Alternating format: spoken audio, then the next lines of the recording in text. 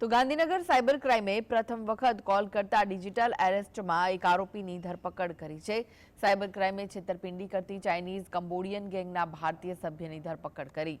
ફેડેક્સ કુરિયરના કર્મચારી તરીકે ઓળખ આપી ભોગ બનનારને આરોપી કોલ કરતો હતો। સ્કાઇપ એપ્લિકેશન મારફતે ડિજિટલ એરેસ્ટ કરી રૂપિયા પડાવતો હતો। આરોપી ચેતન કોકરે મહારાષ્ટ્રનો વતની છે। ખોટા યુનિફોર્મ પહેરી એક દિવસમાં 100 જેટલા કોલ કરી છેતરપિંડી કરતો હતો। 100માંથી 5 જેટલા લોકોના સંપર્કમાં આવતા હતા। ટેલિગ્રામ સ્કાઇપ એપ્લિકેશનના મારફતે કોલ કરતો હતો। તમારું પાર્સલ આવ્યું છે અને તેમાં ડ્રગ્સ છે તેવું કહીને આરોપી છેતરપિંડી આચરતો હતો। આમ કરીને તેને અત્યાર સુધીમાં 3 કરોડ 99 લાખ રૂપિયા ફરિયાદીઓ પાસેથી છેતરપિંડી કરી પડાવ્યા હતા। આરોપીના મોબાઈલમાંથી જે વિડીયો મળ્યા છે જેમાં એક બિલ્ડિંગ રાખી છે તેમ 50 જેટલા કામ કરે છે, જેમાં અમુક લોકો કોલ કરતા, અમુક પોલીસનો ખોટો ડ્રેસ પહેરીને ભોગ બનનારને ડરાવતા, આવા અનેક અલગ અલગ કામો આરોપીઓ કરતા હતા।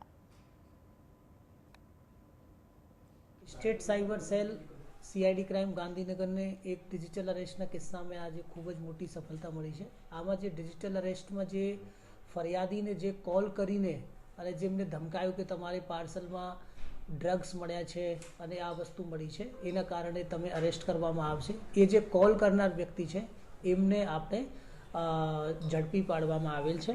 એ કોલ કરનાર વ્યક્તિ, એમનું નામ જે ચેતન કોકરે, મહારાષ્ટ્રના કોલાબા મુંબઈના નિવાસી છે।